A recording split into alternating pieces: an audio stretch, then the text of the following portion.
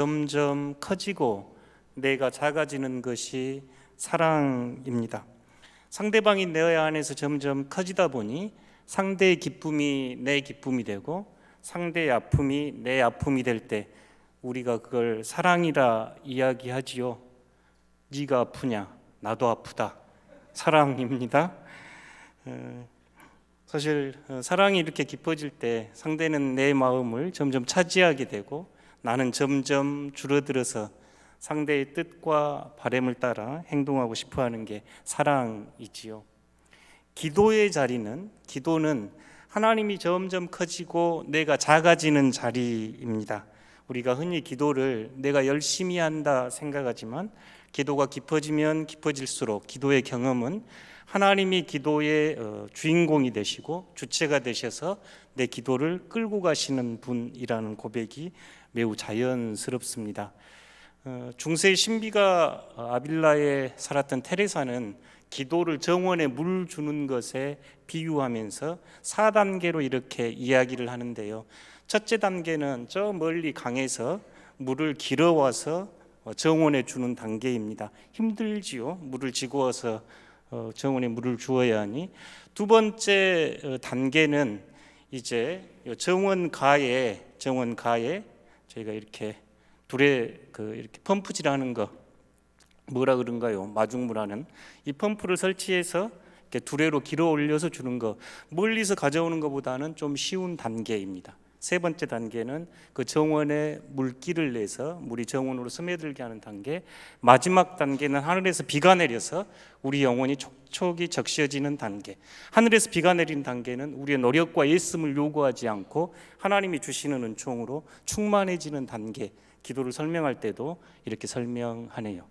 기도의 자리는 하나님이 점점 커지고 내 자리가 작아지는 것이 기도입니다. 신앙생활도 그렇습니다.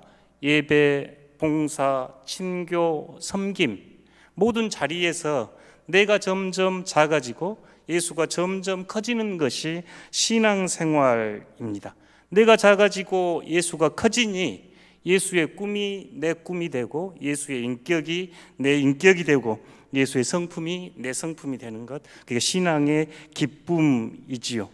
신앙이 성장해 갑니다. 이 말은 우리 안에 예수님이 점점 커지고 내가 점점 작아질 때 신앙이 성장해져 갑니다. 오늘 제가 여러분께 사랑은 상대가 커지고 내가 작아지는 것, 기도는 하나님이 커지고 내가 작아지는 것, 신앙은 예수님께서 커지고 내가 작아지는 것, 여러 마디로 이야기를 했는데 세례 요한은 딱 한 줄로 요한복음 30장 30절에서 이렇게 이야기합니다. 함께 읽겠습니다. 그는 흥하여야 하겠고 나는 쇠하여야 하리라 하니라. 아멘. 세례 요한의 말씀인데 그는 예수님입니다. 예수님은 흥하여야 하겠고 커져야 하겠고 반드시 커져야 하겠고 이렇게 원어로는 강조가 되어 있는 말입니다. 나는 반드시 작아져야 하리라. 그 당시 세례 요한은 엄청난 인기 있는 사람이었고 세례에 관해서는 최고의 권위자였는데 예수님은 커져야 하고 나는 작아져야 한다. 이게 세례 요한이 외쳤던 말씀입니다. 인생과 신앙 또 영적 여정에서 행복으로 가는 핵심은 그리스도가 커지고 내가 작아지는 것입니다. 기도의 자리에서 하나님이 커지고 내가 작아지고 신앙은 예수가 커지고 내가 작아지고 일상의 삶 안에서 성령의 능력은 커지고 나의 에고는 작아지는 것 신앙입니다.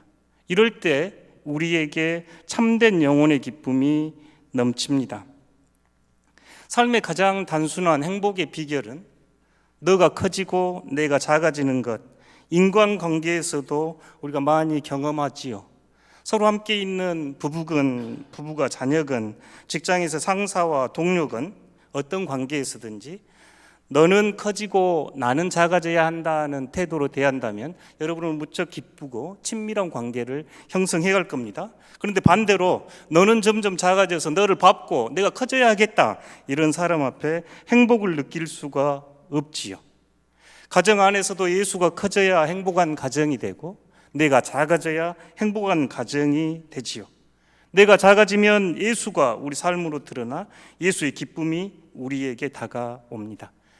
말을 이렇게 하지 않아도 우리가 자녀들 키울 때 이 마음이지요. 자녀들은 점점 커져야 하고 나는 점점 쇠해져야 한다.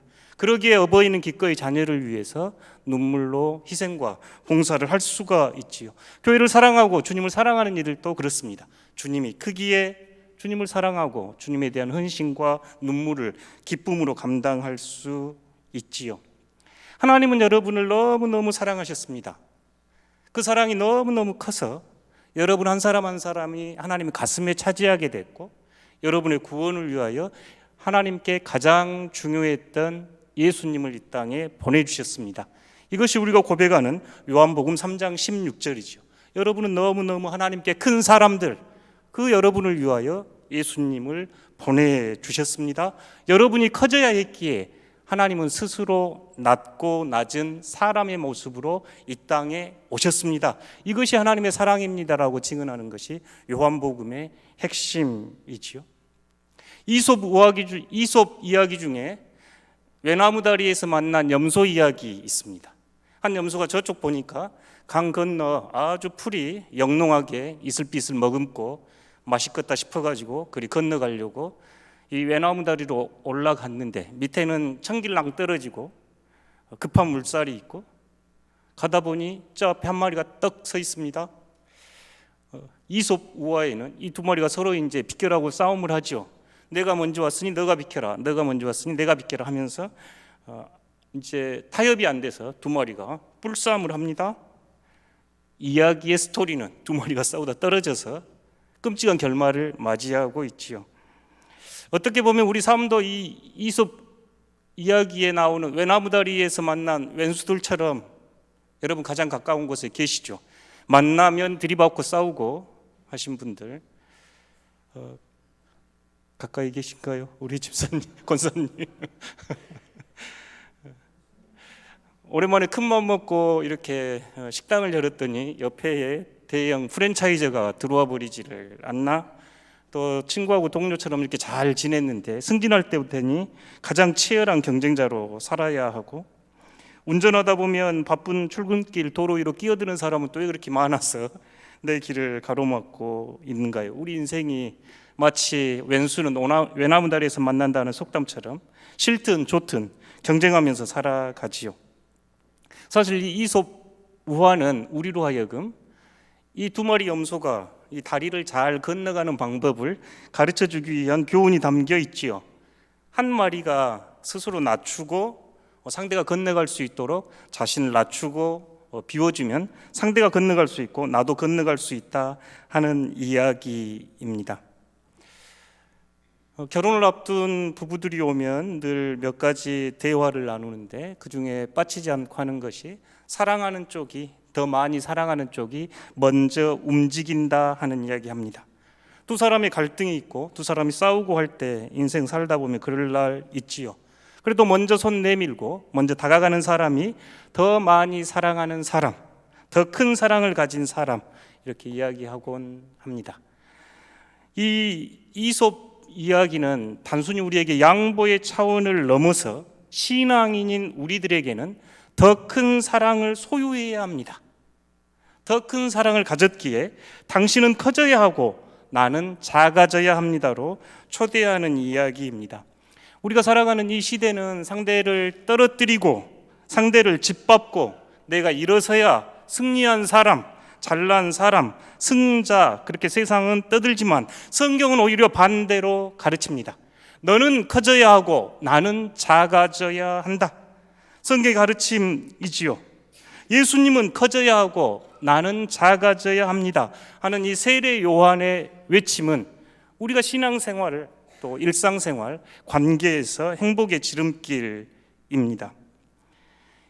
세례 요한이 나는 작아져야 하고 너는 커져야 한다, 이 이야기는 우리로 하여금 신앙 안에서 그리스도가 커져야 하고 내가 작아져야 함을 늘 기억하게 하는 외침입니다. 오늘 복음의 내용은 이렇습니다.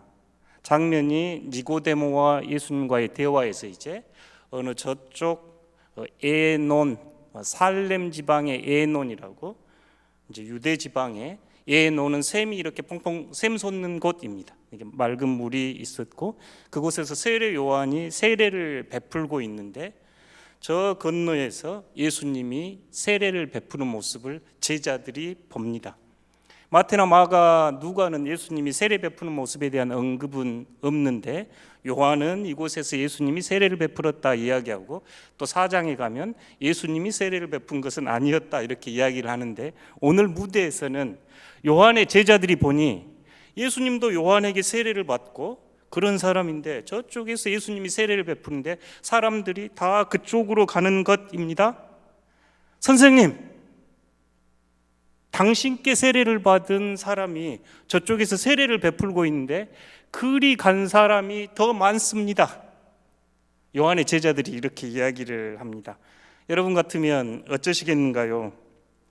일상에서 보통 있는 일들이지요. 내가 어떤 분야에 세례 요한은 그 당시에 슈퍼스타였습니다. 최고의 권위자였고 이스라엘을 지금 뒤흔드는 사람, 세례를 베풀면서 회개하라고 강력하게 세례를 요청했던 세례 요한인데 선생님, 사람들이 다 저쪽으로 가는데요. 선생님, 이제 선생님 시대 끝난 것 아닙니까? 헤게모니 싸움, 주도권 싸움에서 선생님이 진 것 아닌가요? 저게 정치나 작은 집단이든 큰 집단이든 늘 헤게모니 싸움 하지요.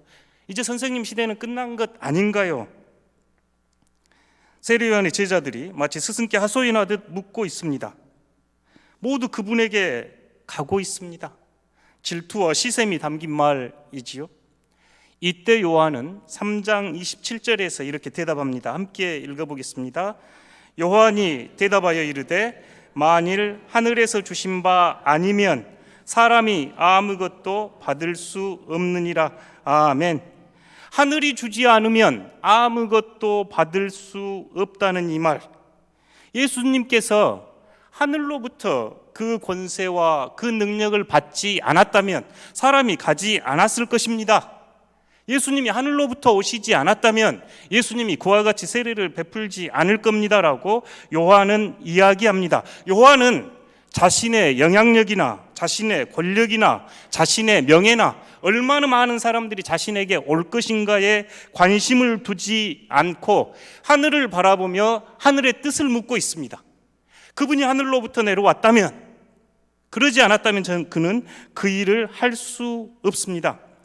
요한의 시선은 하나님께 있었고 하나님의 뜻을 물었고 하나님의 뜻이 무엇인지 알았기에 요한은 이 일 앞에서 당당하게 그는 커져야 하겠고 나는 작아져야 한다고 말씀할 수 있었습니다.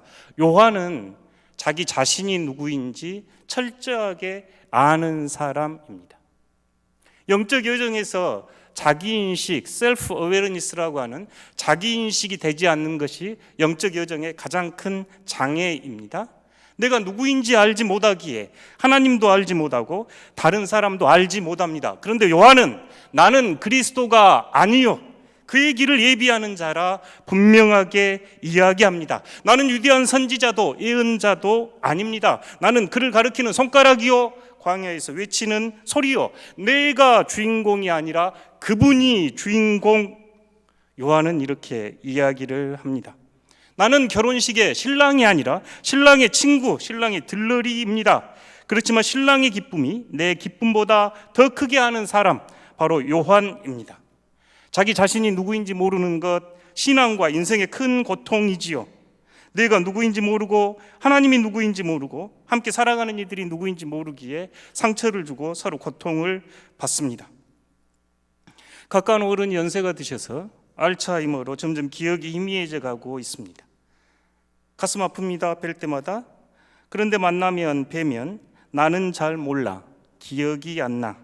그 말을 들으면 한켠 매우 가슴 아프고 다른 한켠으로는 매우 존경심이 솟습니다.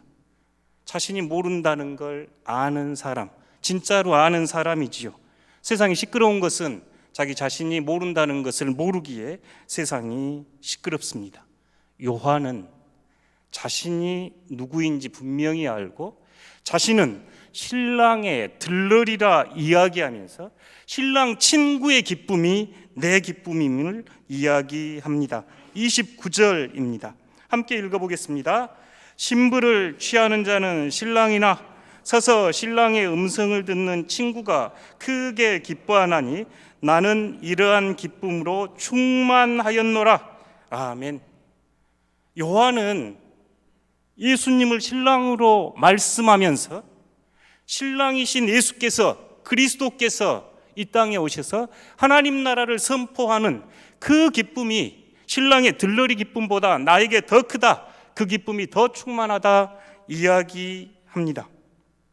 그리스도께서 내 친구가 되시고 내 벗이 되어 그리스도의 기쁨이, 내 기쁨이 요한에게 상급이요 보상이 됩니다. 제가 어제 그런 기쁨을 맛봤네요.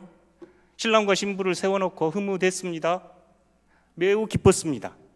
우리 교회에서 함께 신앙생활하던 신혼부부가 함께 결혼을 하게 돼서 사랑의 결실을 맺고 하나님 앞에서 거룩하게 예배를 드리니 이보다 더 큰 기쁨이 어디 있었겠는가요? 양가 부모님만 기쁘셨겠는가요? 온 성도들도 기뻤고 하나님도 기뻐하셨겠지요. 신부를 얻는 신랑의 기쁨보다 함께한 저희들의 기쁨도 충만했지요. 신부와 신랑을 사랑했기 때문에 그렇습니다. 그렇기에 세례 요한은 그리스도의 기쁨으로 내가 충만할 것을 알기에 30절에 그는 커져야 하겠고 나는 쇠하여야 하리라. 그는 성해야 하고 점점 커지고 나는 작아져야 한다 하고 오늘 외칩니다. 사랑하는 성도 여러분, 신앙과 인생의 가장 큰 행복의 지름길은 너는 커지고 나는 작아져야 한다는 이 세례 요한의 외침입니다. 오늘 이 요한의 말씀을 묵상하면서 큰 가르침을 받습니다. 예수님은 요한을 평가하면서 여인이 낳는 자 중 이보다 더 큰 자가 없다 하면서 요한을 아주 위대하게 평가하지요. 또한 요한에 대하여 예수님은 빛을 발하는 등불, 그래서 많은 사람들이 그 빛을 보고 찾아간 등불이라 요한을 이야기합니다. 왜 요한이 그렇게 큰 사람인가요? 바로 요한은 하나님을 바라보았고 예수님이 누구인지, 자신이 누구인지 알았기에 그는 커져야겠고 나는 작아져야 한다는 이 외침이 예수님으로 하여금 요한은 가장 큰 자라고 이야기할 수 있었습니다. 그는 커져야겠고 나는 작아져야 하리라는 이 말씀에 우리의 그 메아리처럼 들려오는 한 이야기 구약 시대에 있었습니다. 구약 시대 사무엘상에 가면 이스라엘의 첫 임금 사울이 있었고 두 번째 임금이 다윗이 되는데 이 사울은 다윗의 사위였지요. 다윗이 이제 전쟁에 나가자 승승장구합니다. 그러자 여인들이 다윗과 사울이 전쟁에서 돌아올 때 사울은 천천히요, 다윗은 죽인 자가 만만이라. 사울이 1000명 죽였으면 다윗이 10,000명 죽였습니다. 사울보다 다윗이 큽니다. 사람들이 이렇게 이야기하자 사울은 다윗을 죽이려고 시도를 했고 다윗은 10여 년 쫓겨다녀야 했죠. 세상의 이치가 사울의 위치와 같지요. 너는 점점 작아져야 하고 나는 점점 커져야 한다.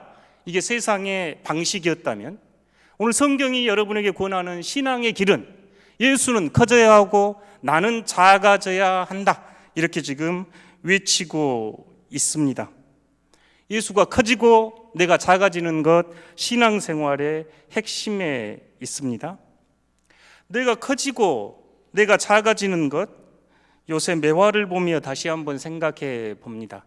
이쪽 금단공원에 갔더니 한쪽 매화는 잎이 이렇게 만개해가지고 아름답게 향기를 발하고 있고 그 옆에 세워진 매화나무는 일찍 꽃을 피우고 일찍 져서 꽃이 지고 나면 참 볼품없지요.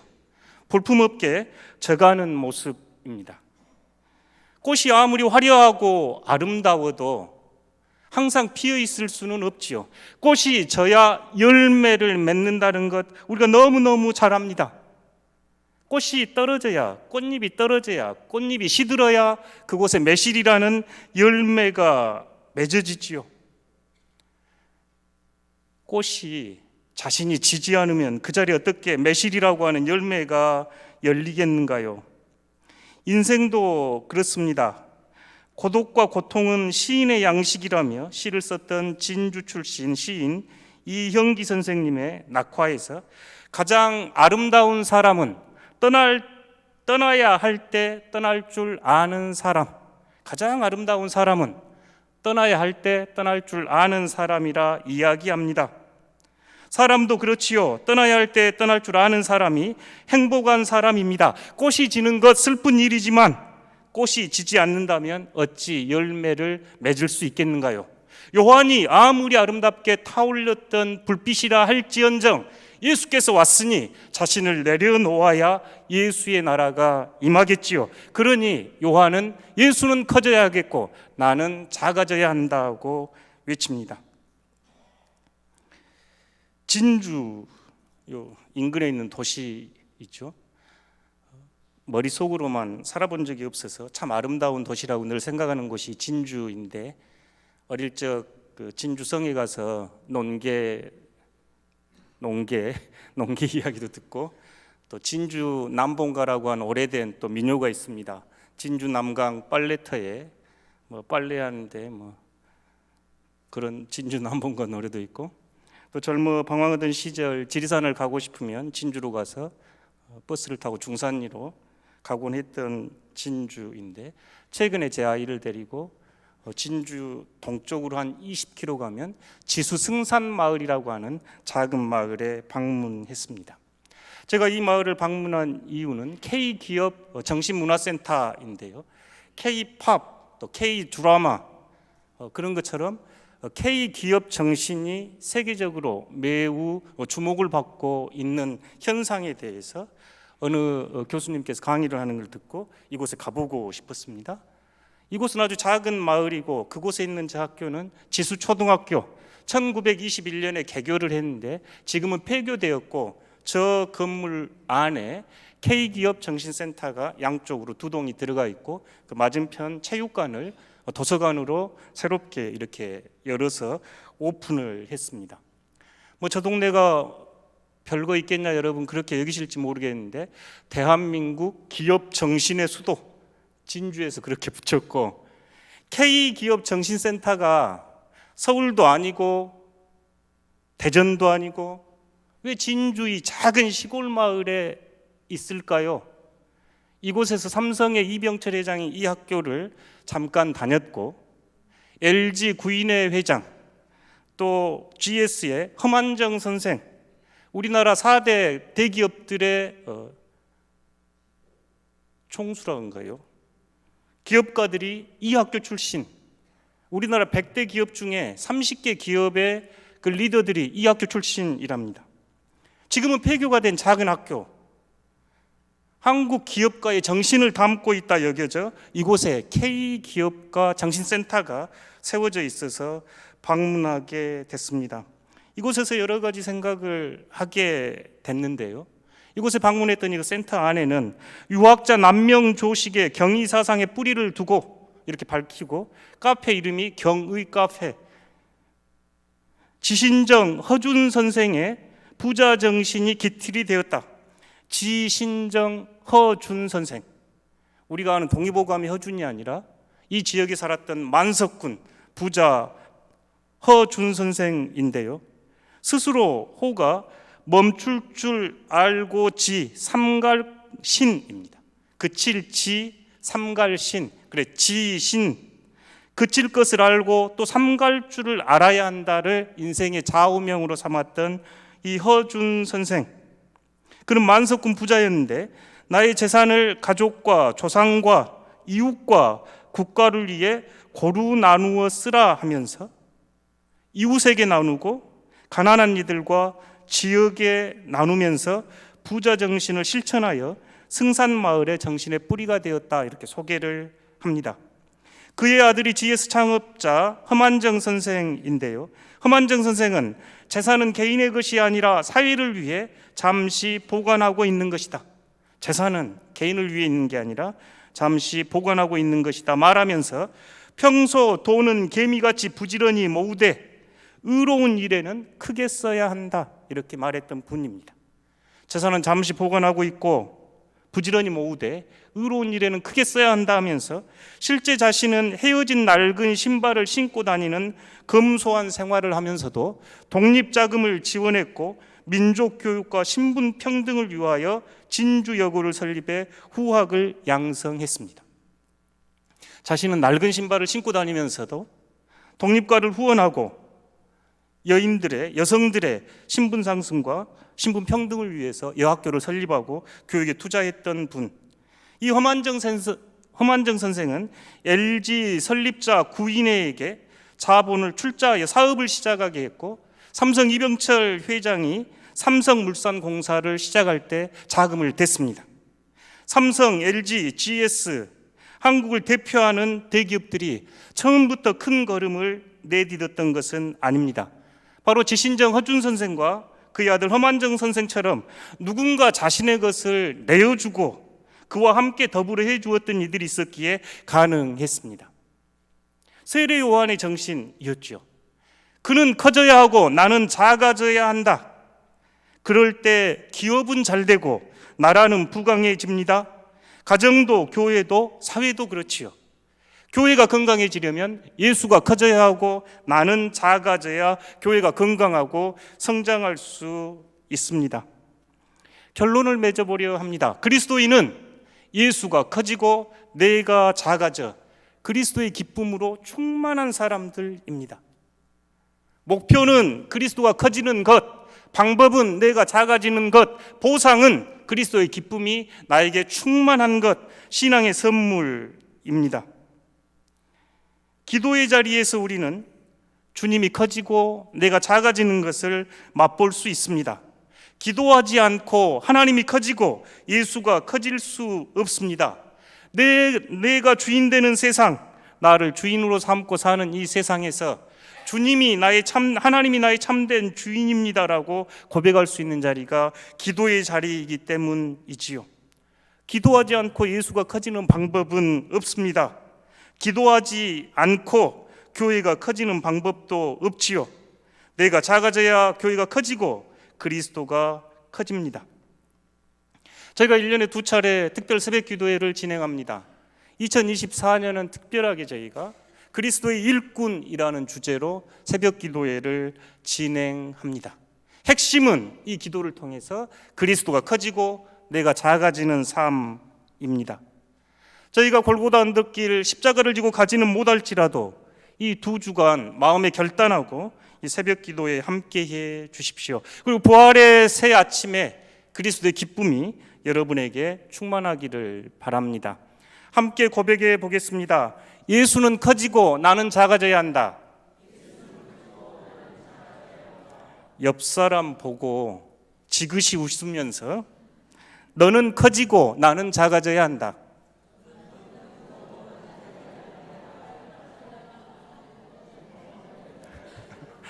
진짜로 꼭꼭 약속하면서 너는 커지고 나는 작아져야 한다. 네. 그리스도는 커지고 나는 작아져야 신앙의 기쁨과 신앙의 열매가 있습니다. 사랑하는 덕신교회 성도 여러분, 세례 요한이 이 아침 외칩니다. 예수는 커져야겠고 나는 작아져야 한다. 이 말씀 품고 함께 기도하면서 그리스도의 일꾼으로 거듭나는 복된 삶 되시기를 진심으로 축원합니다. 기도하겠습니다.